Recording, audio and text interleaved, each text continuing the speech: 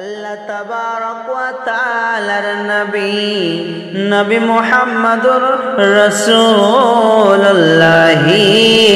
সাল্লাল্লাহু আলাইহি ওয়াসাল্লাম তিনি বলছেন উম্মত রে তোমাদেরকে আমার আল্লাহ পাঁচখানা জিনিস তিনি দেবেন। আল্লাহ তাবারক ওয়া তাআলা ওই পাঁচখানা জিনিস সকল মানুষকে আল্লাহ দেবেন। যদি তুমি শিক্ষিত হও তাও আল্লাহ দেবেন, যদি তুমি শিক্ষিত না হও তাও আল্লাহ দেবেন। তুমি যদি সাদা হও তাও আল্লাহ দেবেন, তুমি যদি কালো হও তাও আল্লাহ দেবেন।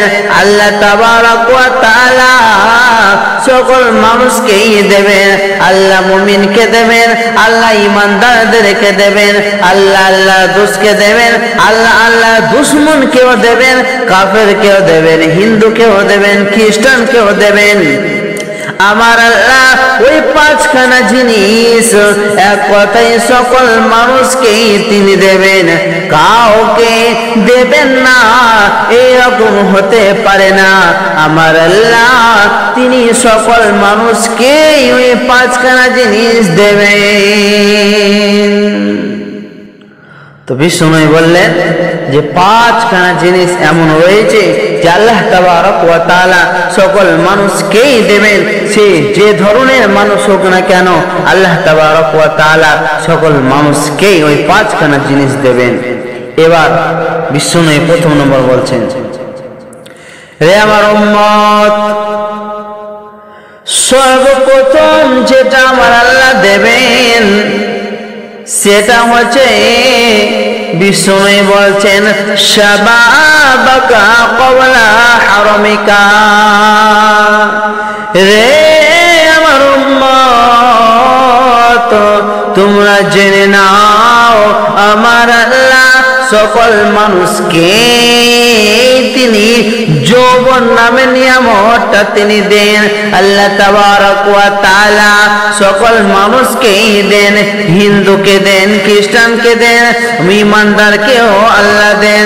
আল্লাহ তাবারক ওয়া তাআলা কাফেরকেও দেন, আল্লাহ তাবারক ওয়া তাআলা শিক্ষিতকেও দেন। আল্লাহ তাবারক ওয়া তাআলা সকল মানুষকেই যৌবন নামে নিয়ামতটা সকল মানুষকে আল্লাহ দিয়ে থাকেন, এটা কাউকে দেন না এরকম হয় না। আমার আল্লাহ সকল মানুষকেই যৌবন নামে নিয়ামতটা আল্লাহ দেন। এই যৌবনটা আল্লাহ কোন সময় দেন, শিশুকালে দেন না, আবার বৃদ্ধ অবস্থায় তিনি দেন না। যখন আমি যুবক ওই সময় আমার আল্লাহ যৌবন নামে নিয়ামতটা দিয়ে থাকেন। তো বিষ্ণু বলছে উম্মত যে যৌবনটা আল্লাহ তোমাকে দিয়েছে ওই যৌবনটা তুমি কি কাজে ব্যবহার করবে। তোমাকে আল্লাহ হাত দিয়েছে, হাতের দ্বারাই তুমি বিভিন্ন কাজ করো। তোমাকে আল্লাহ পা দিয়েছে, তুমি পায়ের দ্বারাই হেঁটে হেঁটে যাও। তোমাকে আল্লাহ মুখ দিয়েছে, মুখের দ্বারাই তুমি কথা বলো। আল্লাহ তাআলা তোমাকে কান দিয়েছে, কানের দ্বারাই তুমি শোনো। অতএব তাহলে তোমাকে যৌবন নামে নিয়ামতটা যেটা আল্লাহ দিয়েছেন এটা কেন দিয়েছেন, কেন দিয়েছেন, কারণটা কি, কিসের জন্য যৌবনটা দিয়েছেন? যৌবন দেওয়ার কারণ কি? যৌবনটা দেওয়ার কারণ হচ্ছে আল্লাহ তাবারক ওয়া তাআলা নবী বলছেন যৌবনটা এই জন্য তোমাকে দিয়েছে যৌবনকালে তুমি আল্লাহর ইবাদত করবে। যৌবনটা আল্লাহ দিয়েছেন আল্লাহর ইবাদতের জন্য। এবার আপনি আমি বলি আপনার কি না শুধু নামাজ পড়াটাই ইবাদত? না না না, শুধু রোজা রাখাটাই ইবাদত না, শুধু কোরআন তেলাওয়াত করাটাই ইবাদত না। নামাজ পড়া, রোজা রাখা, কোরআন তেলাওয়াত করা, জিকির আজকার করা এগুলো তো ইবাদত বটে। কিন্তু বন্ধুরে আমরা যেগুলো হালাল রুজি উপার্জন করি এটাও ইবাদত, আমরা যে আপনার কিনা মেয়ের পেছনে, ছেলের পেছনে, বিবির পেছনে, ভাইয়ের পেছনে, সন্তানের পেছনে, বাবার পেছনে যে আপনার কিনা টাকা পয়সা খরচা করি, এগুলাও ইবাদত। আমাদের খাওয়াটাও ইবাদত, আমাদের পড়াটাও ইবাদত, আমাদের আপনার কিনা পেশাব পায়খানা করব এটাও ইবাদত, এমনকি আপনার কিনা স্বামী স্ত্রী যে মিলবে এটাও ইবাদত, এটাও ইবাদত, এটাও ইবাদত। কিভাবে ইবাদত হবে? এগুলো সবগুলো ইবাদত, কিন্তু তোমাকে একটা আপনার কিনা তরিকা নিতে হবে।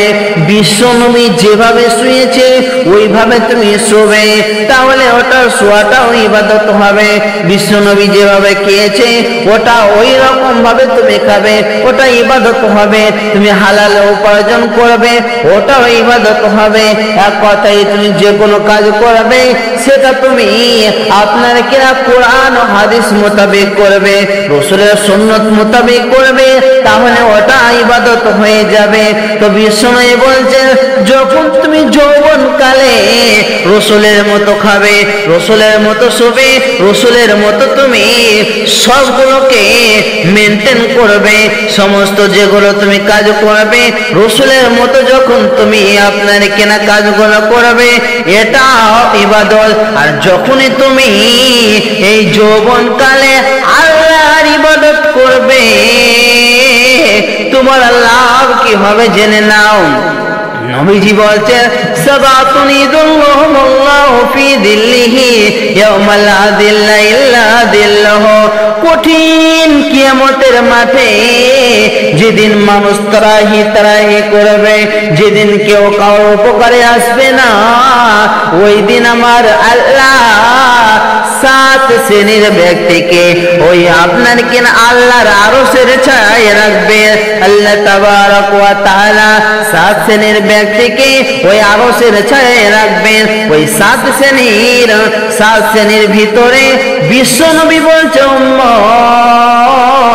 ইমামুন আদিল ও শাবুন নাশাফি ইবাদাতিল্লাহ। যে যুবকটা তার যৌবনটা আল্লাহর রাস্তায় কাটিয়েছে, ওই যুবক কঠিন কিয়ামতের দিনে যেদিন মানুষ ত্রাহি ত্রাহি করবে ওই দিন সে আল্লাহর আরশের ছায়ায় থাকবে। তাহলে আল্লাহ তাবারক ওয়া তাআলা আমাদেরকে যৌবন দিলেন কেন? ইবাদতের জন্য। নামাজ, রোজা, হজ, যাকাত, জিকির, আজকার এগুলো তো করতেই হবে, এগুলো তো করতেই হবে।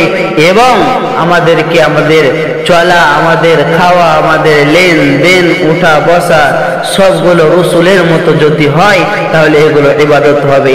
আর যখন আমরা এই যৌবনকালে ইবাদতটা করব, এই যৌবনকালে যখন আমরা আমলগুলো করব, আমরা যখন বৃদ্ধ হয়ে যাব তো আল্লাহ তাবারক ওয়া তাআলা আমাদেরকে এই যৌবনকালে যেমন আমরা ইবাদত করেছিলাম আর ইবাদত করে যেমন নেকি অর্জন করেছিলাম, আল্লাহ তাবারক ওয়া তাআলা বৃদ্ধকালে যদি আমরা সেই ইবাদত না করতে পারি তারপরেও আল্লাহ তাবারক ওয়া তাআলা আমাদেরকে নেকি দেবেন যখন আমরা যৌবনকালে এই সমস্ত ইবাদত করব।